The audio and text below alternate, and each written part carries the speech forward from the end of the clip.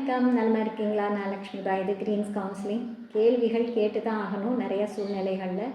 அப்படின்னா தான் நமக்கு பதில் கிடைக்கும், ஒரு விஷயத்துக்கு தெளிவு கிடைக்கும். ஆனால் எப்போ எந்த கேள்வி கேட்கணும் அப்படிங்கிற தெளிவு நமக்கு வேணும் இல்லையா? 2 விஷயம் படிப்போம் இன்றைக்கி. அதாவது கொஸ்டின்ஸில் open ended questions, close ended கொஸ்டின்ஸ்னு இருக்குது. க்ளோஸ் எண்டட் கொஸ்டின்ஸ் நம்ம என்னென்னு பார்க்கலாமா?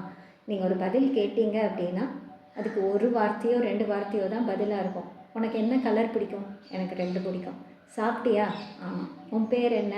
லக்ஷ்மி பாய். இந்த மாதிரி எஸ், நோ, ஆமாம், இல்லை, இந்த மாதிரி கேள்விகள் தான் க்ளோஸ் எண்டட் கொஸ்டின். பெரிய எக்ஸ்பிளைன் பண்ணி பதில்கள் இருக்காது. இந்த மாதிரி கொஸ்டின் எப்போ யூஸ் பண்ணுவோம்? புதுசாக ஒருத்தரை தெரிஞ்சுக்கிறோம் அப்படின்னா அவங்க பேர் என்ன, எந்த ஊர், இந்த மாதிரி கேட்போம்.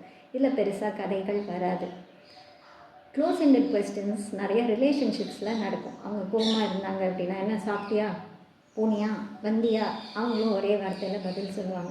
ஸோ ரிலேஷன்ஷிப்ஸில் சண்டைம் போது இந்த க்ளோஸ் எண்டட் கொஸ்டின்ஸ் நிறைய பேர் பேசிப்பாங்க. அதாவது பேசாமலாம் இல்லை, நாங்கள் பேசிட்டு தான் இருக்கோங்கிறதுக்காக கேட்கக்கூடிய சில கேள்விகளாக அதை பயன்படுத்துவாங்க.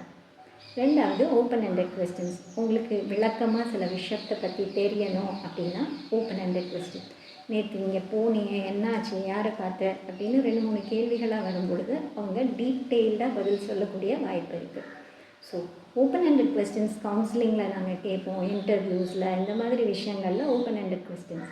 ஸோ உங்களுக்கு விவரமாக விளக்கமாக நிறைய விஷயம் தெரியணும் அப்படின்னா ஓப்பன் எண்டட் கொஸ்டின்ஸ் கேட்கணும்.